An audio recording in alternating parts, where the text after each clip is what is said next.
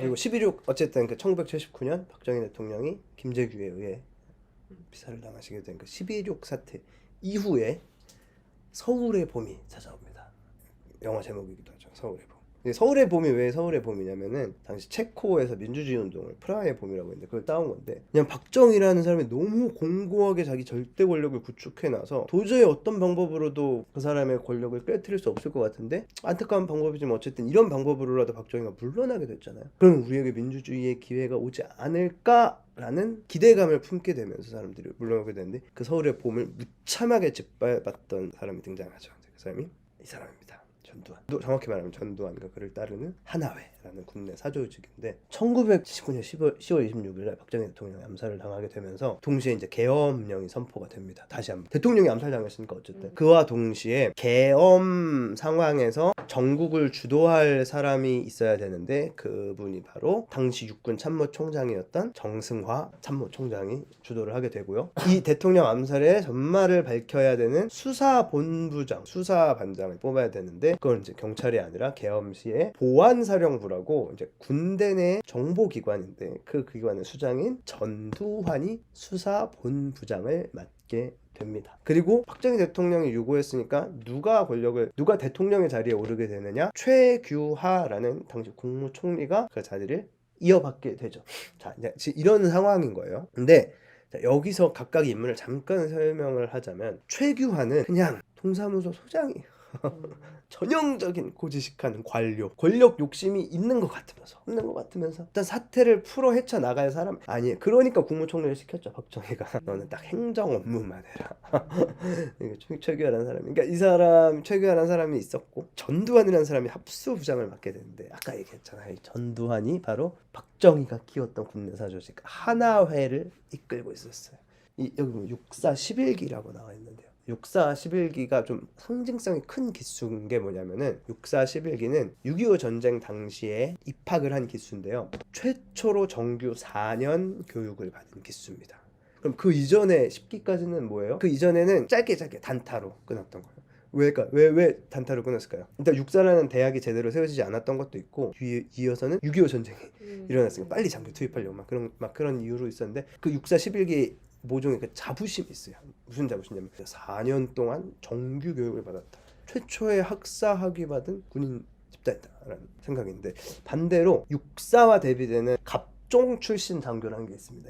지금은 없는데, 지금으로 치면 뭐 학사장교 그런 느낌이에요. 다른 대학교에서 공부를 하거나 아니면 고등학교만 졸업하고 단기 교육을 받고 장교로 임관을 하거나. 왜 그럼 고등학교만 졸업한 단기 교육 받은 사람들을 임관을 시켰겠어요? 6.25 전쟁 중이었어요. 빨리 장교가, 왜냐면 계속 사람이 죽어나가니까 계속 수급을 해줘야 되잖아요.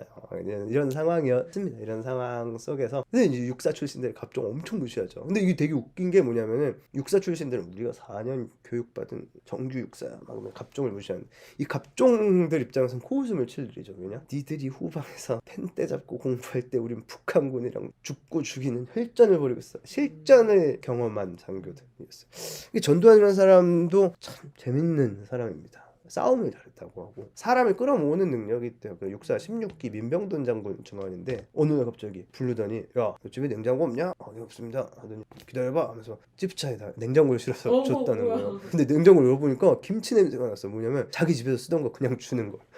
그러니까 이런 사람이에요. 화끈한 진짜 상담자. 그러니까 주변의 사람들을 끌어모으는 기질이 강한, 그런 어떻게 보면 정치력이 강한, 그러니까 이 사람 중심으로 사람이 모이게 되고, 이 전두환이 육사를 다니면서 뜻이 맞는 친구들과 모임을 만드는데, 그 모임이 나중에 뭘로 발전하냐면은 바로 이 하나회로 발전을 합니다. 전두환이 처음 하나회를 만들고 나서 이제 박정희가 엄청 밀어줬다고 했잖아요. 그리고 나서 굉장히 많은 사람들이 이 하나회를 후원해주기 시작해요. 그리고 이 하나회끼리도 어떻게 하냐면은 주요 요직을 있잖아요. 요직을 서로 물려주는 거예요. 그러니까 승진하기 좋은 자리들을 내가 맡고 내 후배 주고 군대 내 초고속 승진 루트를 이들끼리 만든 거죠. 그래서 이 하나회 출신들을 보면은, 특히 전두환이나 노태우 같은 경우는 이 야전 지휘관 경험이 많지가 않습니다. 그러니까 이게 군대에 갔다 오신 분들은 알겠지만, 실질적으로 언제 전투가 났을 때 나가는 야전 지휘관이 있고, 후방에서 이제 펜대 잡는 지휘관들이 있거든요.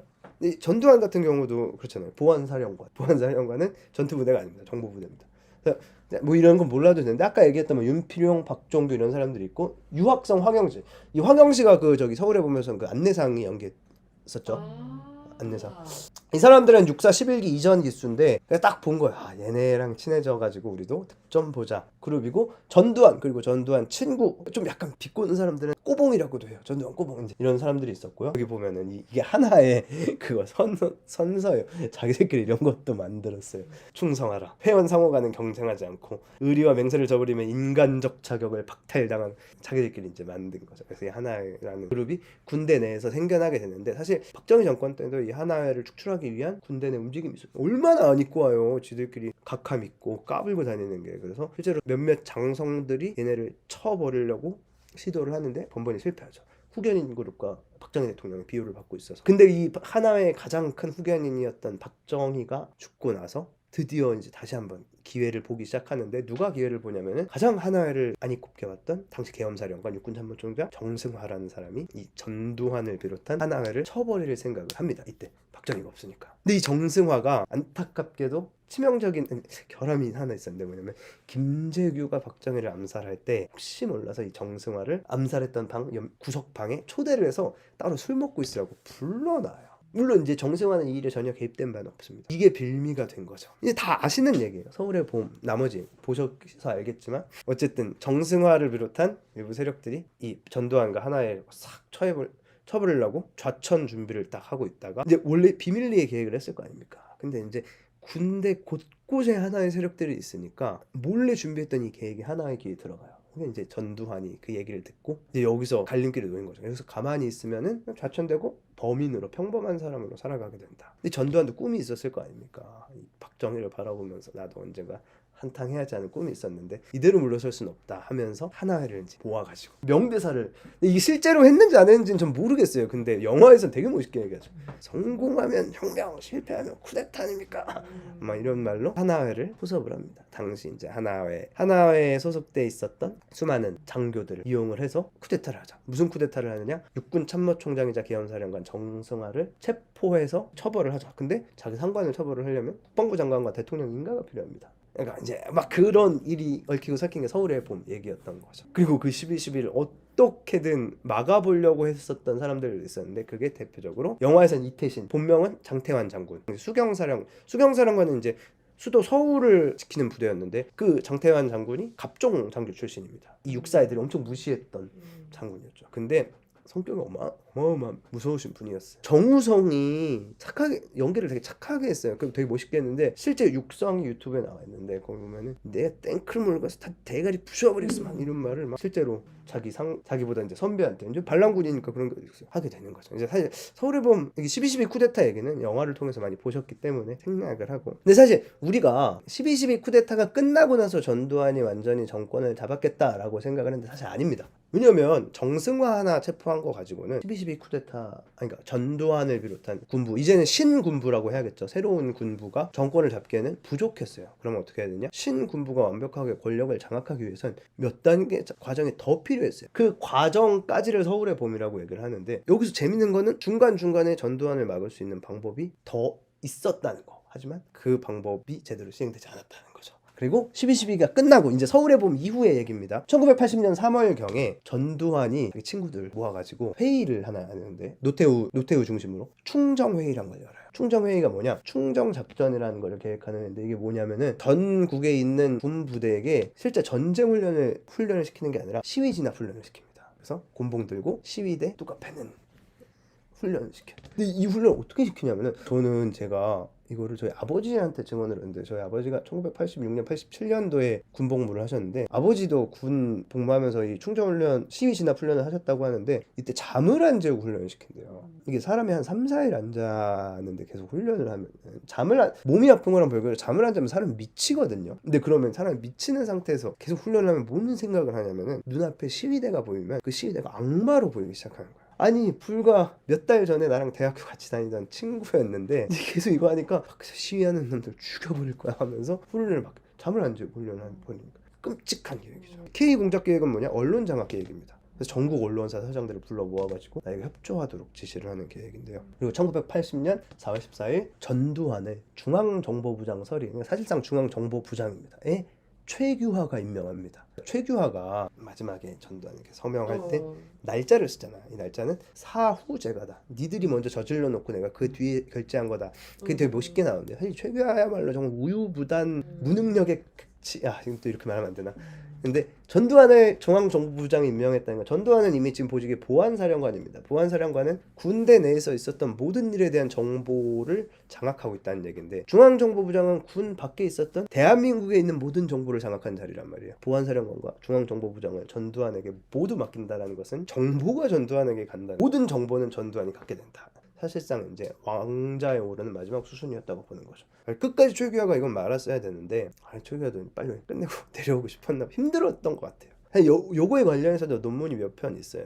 내부에 뭐 신현학이라고 불리는 국무총리의 갈등이 있었다, 이런 말이 있는데 어쨌든 이렇게 됐다. 근데 이제 전두환은 이렇게 착착 왕자를 밟아 나가기 위해서 준비를 하고 있었는데, 대학생들, 다른 일반 시민들 입장에서는 달랐죠. 왜냐면 시민들 입장에서는 뭐냐, 박정희가 죽었고 빨리 이제는 직선제 개헌, 더 이상 통일주체 국민회의에 의한 간접 선거가 아니라 다시 한번 국민들이 뽑는 대통령을 뽑아서 민주주의를 실현하자라는 열망이 시민들 사이에서 펼쳐지게 됩니다. 이게 서울의 봄이라고 하는데, 이때 당시에 수많은 대학생들이 다시 한번 모여서 시위를 하자, 우리의 뜻을 보여주자라는 회의를 하게 되면서 서울 전국의 총학생회장과 하여간 시위대들이 우르르 몰려서 5월 14일에서 15일 서울역 가두 시위를 펼치기로 해요. 수많은 대학생들이 1980년 5월에 5월 14, 15일에 가두 시위를 하려고 하는데, 문제는 그 대학생들을 이게 마주하고 있는 진압군도 눈빛이 만만치 않다는 거죠.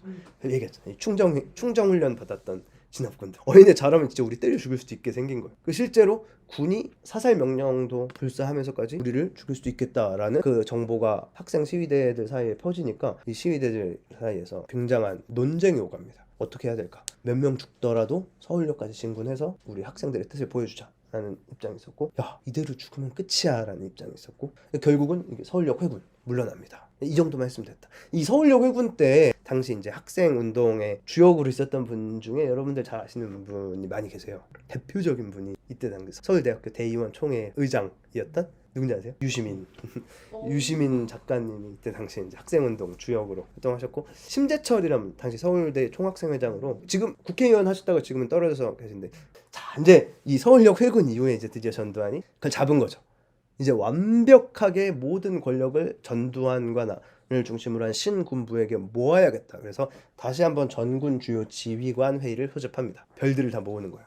별들을 모아서, 야, 비상계엄 전국 확대하자. 그래서 일단 전국을 잠잠하게 한 다음에, 지금 우리가 권력을 잡는데 가장 방해가 되는 건 대학생들이다. 이 대학생들을 어떻게 할까? 이 대학생들을 일단 학교 보내지 마. 휴교해.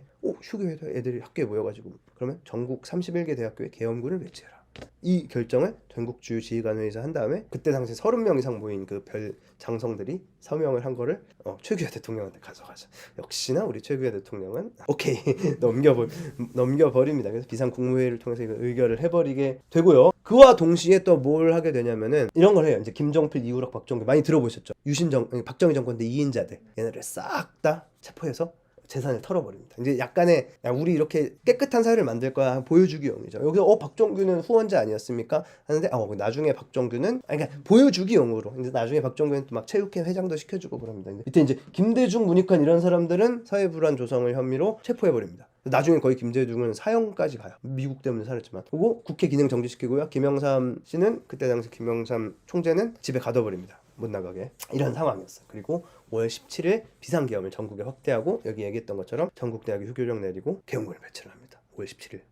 근데 이제 왜 전두환이 이렇게 왕좌에 오르는 거를 저지를 못했냐면은, 당시 이제 관료 세력들 사이에서 최규하, 신현학이라는 사람들끼리 갈등이 있었어요. 그리고 민주화 세력이라도, 박정희에 반대했던 세력이라도 좀 결집이 되는 모습을 보였어야 되는데, 이 민주화 세력의 두 거두, 경남과 부산을 대표하는 김영삼과 호남, 전라남북도를 대표하는 김대중 사이에 이견이 있었어요. 이들이 세력이 연합이 됐으면 전두환을 막을 수도 있었지 않았을까 하는 생각이 있었는데, 어쨌든 어떤 세력도 지금 제대로 된 상황이 아니었고, 동시에 전두환과 신군부가 얼마나 위협적인 세력인지에 대한 인식이 없었던 상황이었던 것 같습니다. 이러한 우유부단한 상황 속에서 결국은 5월 17일날 비상계엄이 전국 확대되고, 5월 18일날 대한민국 현대사에 씻을 수 없는 비극이 일어나게 되죠. 그걸 영화한 게 이 택시운전사라는 영화인데, 이 택시운전사가 바로 1980년 5월 18일 광주 민주화 항쟁을 그린 영화였는데요. 이 택시 운전사는 광주 민주항쟁 이따 얘기하겠지만 광주에서 일어난 민주항쟁인데 계엄군이 광주를 완전히 포위를 해가지고 정보가 밖으로 못 새나가게 했거든요. 언론사들도 이거를 보도를 하지 않고. 그래서 사실 완전히 역사에서 묻혀버릴 뻔한 사건이었는데 하여간 외국인 기자가 우리나라 택시 운전사의 도움을 받아서 극적으로 광주에 진입을 해서 이 전두환의 신군부가 벌인 이 잔혹한 모습을 찍어서 전 세계에 보도를 해줍니다. 진정한 기자 정신이었죠. 다시 광주 민주화 운동에 대해서 설명을 좀 하고 다시 영상을 보여드릴게요. 어떤 상황이었냐면은 전국의 비상계엄이 확대된 상황에서 전라남도 광주에 있었던 전남대학교, 이 전남대학교도 당연히 계엄령이 떨어지고 휴교령이 떼어졌죠. 근데 이 학생들이 여기에 엄청 반발을 하게 돼요. 왜 학교를 못 들어가게 하고 왜 마음대로 학교문을 닫느냐. 그리고 이들을 누가 진압하느냐. 그 충정훈련도 받았던 일반 부대도 아닙니다. 특수훈련을 받은 공수여단, 7공수여단의 군인들이 진압을 하게 되는데 이때 당시엔 진압봉, 총기 개머리판, 대검 같은 걸 이용을 했다고 해요. 여기서 개머리판은 아시는 분은 아실 텐데 그 총에 어깨에 붙이는 하는데 엄청 아픕니다. 하여간 총은 아파요. 왜냐면 총은 무겁기 때문에 총에 맞으면 아파요. 총알에 맞지 않고 총에만 맞아도 아파요. 계엄군이 일반 그 학생들 끌고 가가지고 옷 벗기고 때리는 거예요. 남녀 할 거 없이. 5월 18일. 물론 이제 전국의 다른 대학교에서도 비슷한 일이 있었을 수도 있는데 유독 광주에서만 이 진압이 극심해진 데는 이유가 있습니다. 뭐냐면은 이 신군부가 김대중을 연행을 갔잖아요. 광주에서 이 김대중은 이것도 좀 약간 비하하는 걸 수 있는데 거의 신이나 다름없습니다.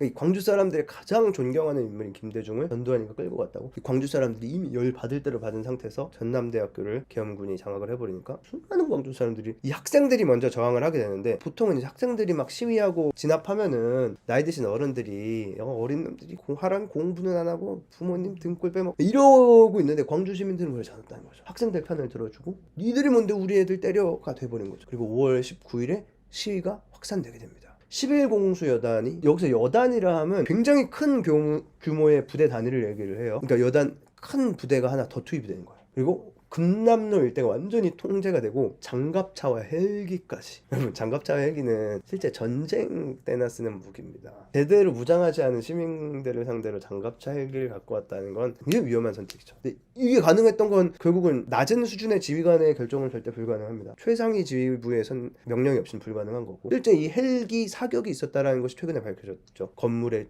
그 총 흔적을 통해서. 그러니까 시민들이 열받은 거예요. 그래서 이 광주 시민들 무섭습니다. 이 장갑차를 공격을 하니까 계엄군이 드디어 시민을 향해서 발포를 하기 시작합니다. 5월 21일에는 시위대가 이제 열받기 시작한 거예요. 너무나도 이 시위대의 진압이 극심해지니까 광주 MBC를 왜 습격했냐면 이 광주 MBC와 같은 언론사가 아니 지금 이 계엄군이 이런 악마 같은 짓거리를 벌이고 있는데 전혀 보도를 하지 않고 언론에 나오지 않은 것에 대한 불만의 표현인 거죠. 그리고 군 수뇌부는 일선부대에 실탄 장전을 명령합니다. 자 이제 여기서부터 좀 이상하게 돌아가는 거죠. 실탄 장전입니다. 이것도 군대 갔다 오신 분들은 아시겠지만 웬만한 부대에서는 경계 초병한테 실탄 안 줍니다. 공포탄이나 몇 발 주지. 그 왜냐면 진짜 이 총이란 게 무섭거든요. 여차하면 그냥 한번 툭 떨고도 나가는 게 총이에요. 방아쇠를 당기지 않아도. 근데 실탄 장전을 명령했다는 건 뭐냐면 여차하면 쏘라는 거죠. 군인들한테, 시민들을. 그리고 3공수여단 드디어 시민들을 향해 집단 발포를 시작합니다.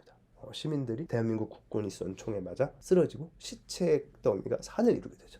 도대체 왜 이렇게 극단적으로 진압을 하지 생각을 하겠지만 전두환의 머릿속엔 이 생각이 든 거예요. 하나 집어가지고 본보기를 보여줘야 나중에 내가 권력을 잡았을 때 까불지 못하겠다라는 생각을 들고 광주를 찍었던 것 같아요. 근데 광주 시민들도 당하고만 있지 않죠. 당장 내 눈앞에 사람들이 죽어나가는데 여러분이었으면 어떠셨을 것 같아요. 근데 이 광주 시민들은 참 용기가 있었던 것 같아요. 집단 발표 이후에 시위대가 줄어들지 않고 더 늘어나서 10만 명 넘는 사람들이 시위에 참여하게 되고요. 이제는 어쨌든 군인들이 총을 쏘기 시작하니까 광주 시민들이 어떻게 하냐면 광주 밖으로 나가서 그 경찰서나 이런 곳을 털어서 이제 나중에 그래서 이게 반란이다 내란이다라는 말에 빌미가 되긴 하는데 아니 그럼 어떡합니까? 앞에서 군인들이 총 쏘는데 맞고만 있을 순 없잖아요. 그래서 시민들이 주변에서 총기를 꺼내서 저항을 하게 되죠. 대한민국 남자들의 무서운 건 대한민국 남자들은 모두 대부분 군필자라는 거. 당장 부대 하나를 만들 수 있는 게 대한민국 남자들이죠. 자 그리고 이제 무기를 털어서 시민군이 저항하니까 이 계엄군이 광주 시내에서 일시 후퇴를 해요. 일시 후퇴를 하고 일시적으로 광주 시내가 무정부 상태가 됩니다. 근데 이 후퇴한 계엄군이 단순히 후퇴한 게 아니라 광주 외곽을 둘러싸게 되죠. 왜 외곽을 둘러쌉니까? 통신선 다 잘라버리고 광주 안에 들어오거나 광주에서 나가는 사람들은 철저하게 진압을 하는 거죠. 군인들을 무시하고 나가는 차량의 경우는 실제로 격발을 해서 광주 벗어나는 민간인들이 굉장히 많이 사망을 했다고 합니다. 그래서 약 5일, 22일부터 26일까지 5일 동안은 계엄군이 물러났지만 27일 상무 충정 작전이라 하여서 공수부대가 다시 한번 일시에 광주에 진입을 하고 저항하는 시민군을 모두 죽이고 광주를 그들 입장에서는 탈환을 하게 되는 거죠. 그러니까 이런 국가 단위의 민간인을 향한 학살극이 1980년 광주에서 벌어졌던 거죠. 그리고 꽤 오랜 시간 감춰졌다가 이제 그 운동권들 사이에서만 아름아름 보여지다가 전두환 정권이 물러나고 나서 5.18 청문회 등이 열리게 되면서 막 터지게 됐는데 진짜 나쁜 놈이죠. 제가 이 박정희에 대해서는 명가함을 얘기를 하지만 전두환에 대해서는 그 말을 못하는 게 진짜 나쁜 놈입니다. 이 인간은 전두환은 정말 진짜 나쁜 놈입니다. 그 이후에 이제 이 전두환이 이런 식으로 정권을 잡고 대한민국 11대 12대 대통령으로 약 7년 동안 대한민국 대통령으로 즉위를 합니다. 그럼 전두환이 정치는 어떻게 했느냐? 근데 또 전두환 때 좋았어요. 경제 성장만큼은. 왜냐면 그때 세계 경제 상황이 좋았어가지고 여러모로 참 애매한 시기였습니다. 이 전두환 시기가 폭력과 온갖 나쁜 것이 비일비재했던 시기였음과 동시에 국민들은 점점 호화로운 생활을 익숙해졌던 시기, 그런 양면성이 있었던 시기였고, 참 재밌는 게 저희 아버지도 저랑 똑같이 전두환 싫어하셨거든요. 근데 전두환 정책 중에 유일하게 이건 진짜 잘했어 한 정책이 과외 금지 정책이었어요. 그래도 전두환 때는 잘 사는 집 못 사는 집 평등했어. 왜 과외 근데 아름아름 했겠죠. 또 뭐 안 보이게. 근데 공식적으로는 사교육이 금지가 됐으니까 좀 못 사는 집 애들도 어떤 출세의 길을 바라볼 수도 있었다. 뭐 그런 어떤 이것도 되게 양면성이 있는 시대인데. 근데 어쨌든 이런 전두환, 광주 이후의 전두환은 그렇게 승승장구합니다. 우리 저기 서울에 보면 보시면 이태신 장군과 그와 함께 반란군을 막았던 분들은 그야말로 이제 모든 걸 잃고 쫓겨난 반면 전두환과 신군부 세력은 그렇게 많은 사람들을 죽이고도 승승장구하는 그런 모습을 보여주게 되는데, 근데 사실 그 중간 세기는 끊고 그럼 이 전두환이 어떻게 몰락하느냐 이제 거기까지만 얘기를 하고 나서 마무리를 할 텐데, 1987년 1월에 박종철 사건이라는 게 일어나요. 박종철이라는 사람이 누구냐면은 서울대학교 대학생이에요. 대학생인데 이 얘기를 안 했거든. 이 전두환 정권 때 본격적으로 이제 학생 운동이 궤도에 오르기 시작해요. 그 궤도에 오른다는 거는 대학생들이 조직을 이루고 이 대학생들이 민주화를 이루기 위해서 그 조직을 점점 키워나가는 시기가 전두환이고, 그때 80년대 들어서 처음 등장하는 그 단어가, 처음 등장한 건 아니고 이제 궤도에 오른 단어가 운동권이라는 단어죠. 요즘은 이제 좀 비하되는 발언을 많습니다. 한동훈 장관이 586 운동권들 다 쫓아내버리겠다. 물론 이제 그건 그분 생각이고, 이제 운동권이란 말, 즉 대학생들 중에서도 민주화 투쟁에 좀 더 적극적으로 참여하는 세력을 운동권이라고 얘기해요. 물론 이제 운동권 사이에서도 막 분화가 많은데 그런 건 이제 생략을 하고, 그런 이제 시위하는 학생들이 막 우르르 몰려가잖아요. 그러니까 운동권에 속한 학생이든 운동권에 속하지 않은 학생이든 어쨌든 그 시기에 대학은 원희 선생님처럼 다니셨으면 최루탄과 진압군 그리고 사복경찰이라고 하죠. 사복을 입은 상태로 돌아다니다가 운동권 수배하고 그런 일들이 뭐 비일비재했던 시기였고요. 그러던 과정에서 1987년 1월에 박종철이라는 서울대학교 학생이 경찰에 끌려가서 고문을 받게 됩니다. 박종철보다는 박종철 선배가 좀 큰 문제를 일으킨 그 수배범이었는데, 그 수배범 행방을 물으려고 수배를 하다가 박종철이 죽는 일이 발생을 해요. 이거 이상하잖아요. 경찰에 끌려가서 신문을 나갔는데 죽고 왔다. 사람들이 물어볼 거 아니에요. 아니 왜 죽었어요? 이때 희대의 망언이, 그 학생이 겁이 잔뜩 질려가지고 조사관이 책상을 탁 치니 하고 쓰러졌답니다.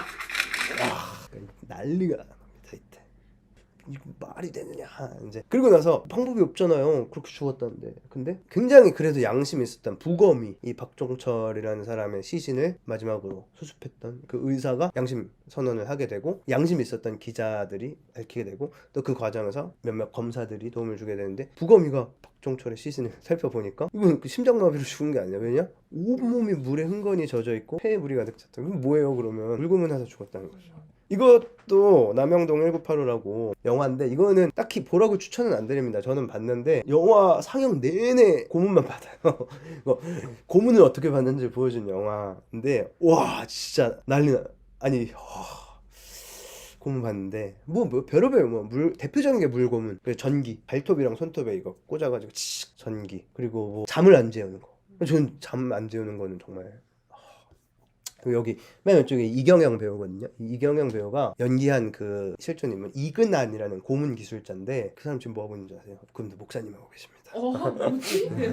아무튼 이때 당시는 이게 비일비재했던 시대예요. 그냥 끌려가서 남영동 이제 고문하는 곳이죠. 남영동 가서 옷 벗겨놓고 남성을 상대로 이렇게 하고 여성을 상대로는 성고문, 그러니까 성적 착취도 분명 있었을 것으로 밝혀진 바도 있고 끔찍한 시대죠. 야만의 시대였죠 정말. 그러니까 이제 박종철 사건 이후로 어마어마하게 많은 학생들이 전두환 물러나라 일어나게 되고요. 이제 무엇을 얘기를 하게 되냐면 전두환 물러나라 보다는 1987년은 이제 전두환이 임기가 끝날 때였어. 12월 달에 대통령이 바뀌는 때예요.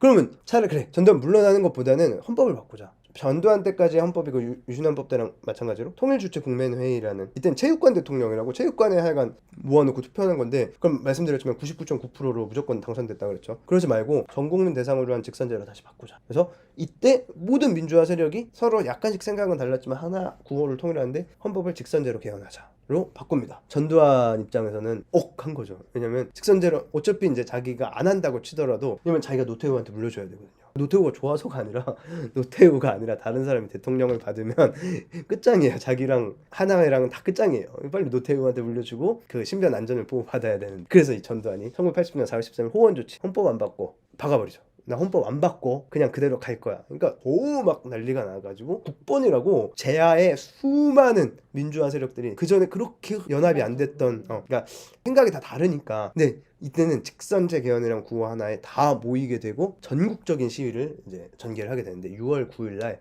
또 시위를 하게 되는데, 그때도 시위를 하면 아까도 보여드렸지만 시위를 하면은 진압군 제일 먼저 뭘 하냐면 최루탄을 쏴요. 최루탄을 쏘면은 엄청 맵고 쾌쾌한 연기가 이제 시야를 가리고 막 눈물 콧물 다 쏟게 되면서 사람들이 그 연기를 피해서 막 흩어지게 되니까 그 효과를 보는데, 최루탄을 그럼 쏠 때는 보통 어떻게 쏘냐면은 포물선을 높게 그리게 쏴가지고 팡 터지게 쏴야 되는데 최루탄을 각도를 이렇게 높이고 직사광으로 이렇게 딱 쏴버린 거예요. 그리고 이 최루탄이 이렇게 날라오는 최루탄에 머리를 맞고 또 한 명의 학생이 쓰러지는데 그게 연세대학교 학생 이한열 열사입니다. 이 사진이 찍히게 되고 나서 또 한 번 전국은 난리가 나서 이제부터는 대학생들과 일부 민주화 인사들만의 민주화 투쟁에서 박종철 사건과 이한열 사건 이후에는 정치에선 한 발짝 물러서서 관망하던 사무직들과 노동자들 그리고 일반 평범한 시민들까지도 우르르 몰려든, 이게 이제 1980년 6월 항쟁입니다. 민주주의를 얻어내기 위한 마지막 투쟁.